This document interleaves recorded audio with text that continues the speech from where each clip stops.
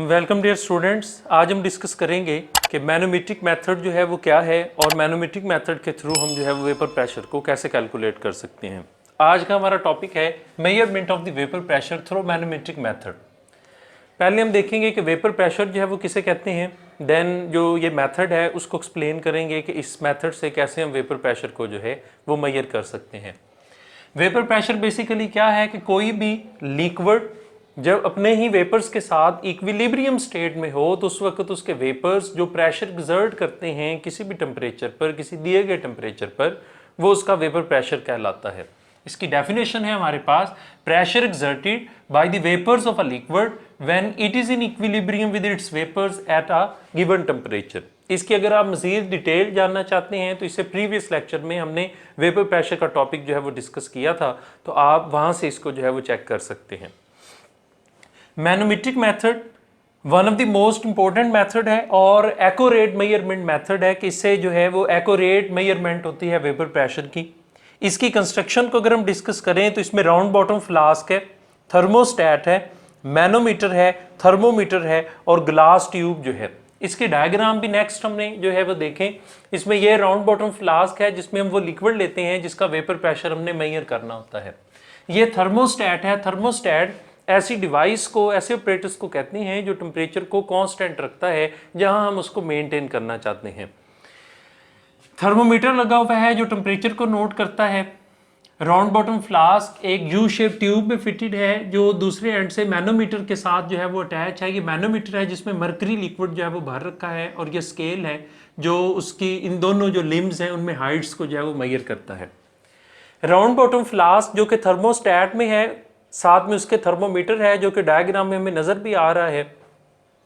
Flask जो है उसमें एक ट्यूब जो है वो फिट की गई है जिसके दो एंड हैं। एक एंड वैसे इसका इस ट्यूब के अंदर है, उसके अलावा इसके दो एंड हैं, एक इस साइड पर एक इस साइड पर।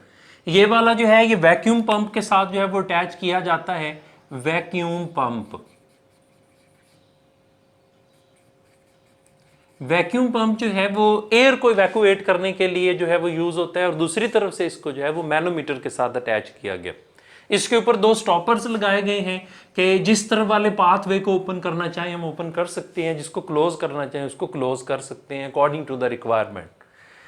फ्लास्क जो है वो फिटेड है एक ट्यूब जिसके दो एंड्स हैं, एक एंड मैनोमीटर के साथ कनेक्टेड है और दूसरा एंड जो है वो वैक्यूम पंप के साथ जो है वो कनेक्टेड है। इसका प्रोसीजर ये है कि जिस लिक्विड का वेपर प्रेशर जो है वो हमने मेजर करना है उस लिक्विड को राउंड बॉटम फ्लास्क के अंदर जो है वो फिल कर लें। उसके बाद हमने क्या करना है कि ये जो लिक्विड है इसको फ्रीज कर देंगे फ्रीजिंग मिक्सचर की हेल्प से। फ्रीज करने से ये है कि लिक्विड फ्रीज हो जाएगा और ऊपर जो एयर और लिक्विड के वेपर्स हैं वो ऊपर रह जाएंगे।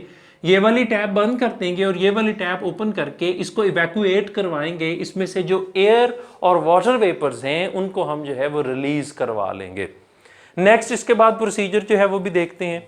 लिक्विड में से जो है वो हम एयर इसमें से इवैक्यूएट करवा लेंगे। उसके बाद ये है कि जब सरफेस ऑफ द लिक्विड से एयर रिमूव हो जाएगी तो फिर भी लिक्विड के अंदर जो है वो इंटरैप्ड एयर जो है वो मौजूद होगी। उस इंटरैप्ड एयर को रिमूव करवाने का ये तरीकाकार है कि आप उस लिक्विड को मेल्ट कर दें। मेल्ट करने से क्योंकि गैसेस लो डेंसिटी रखती हैं वो उस लिक्विड में से बबल आउट जो है वो हो जाएंगे, उसमें से बाहर जो है वो निकल आएंगे, उसकी सरफेस के ऊपर इकट्ठी हो जाएंगी।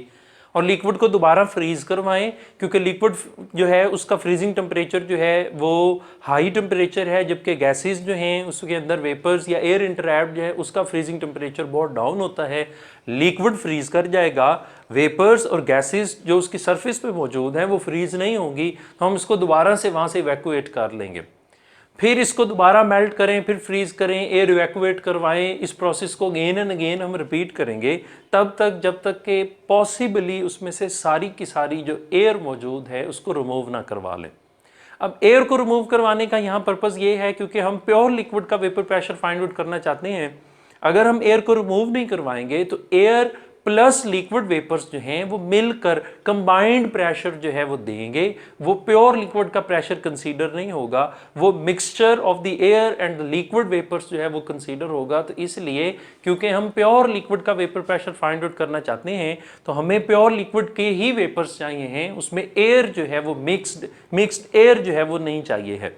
तो हमें इस प्रोसीजर में सबसे पहले उस लिक्विड के सरफेस के ऊपर मौजूद एयर और इंटरैप्ड एयर जो है वो उसको फ्रीज और मेल्ट करके जो है उसमें से इवैक्यूएट करवानी पड़ेगी। जब हम श्योर हो जाएंगे कि इसमें से सारी एयर जो है वो इवैक्यूएट हो गई है तो उस वक्त हम लिक्विड को रिक्वायर्ड टेम्परेचर, जिस टेम्परेचर पर वेपर प्रेशर फाइंड आउट करना चाहते हैं उस टेम्परेचर पर हीट करेंगे। थर्मोस्टेट उसके टेम्परेचर को मेंटेन करेगा, उसको ना ज्यादा होने देगा और ना उसको कम होने देगा। थर्मोमीटर से हम वो टेम्परेचर जो है उसकी मेंटेनेंस को जो है वो नोट कर सकते हैं। उसके बाद ये है कि जब वेपर्स बनेंगे यहाँ इस लिक्विड के, तो वेपर्स होमोजीनियसली जो है वो इस सारे रीजन में जो है वो फैल जाएंगे और इस लिक्विड पर आकर जो है वो प्रेशर लगाएंगे। और यहां से हम ये ऑब्जर्व करेंगे कि इस ट्यूब का वो लिम्ब जो वेपर प्रेशर को फेस कर रहा है वो डिप्रेस्ड होगा या डिप्रेस्ड हो जाएगा, और वो लिम्ब जो एटमॉस्फेरिक प्रेशर को 180 एम प्रेशर को फेस कर रहा है वो राइज कर जाएगा। इन दोनों के दरमियान जो है वो एक डिफरेंस क्रिएट हो जाएगा। वो डिफरेंस की हाइट हमने जो है वो इस स्केल से लेनी है और ये हाइट ही हमें जो है वो वेपर प्रेशर जो है वो बताएगी कि कितना है।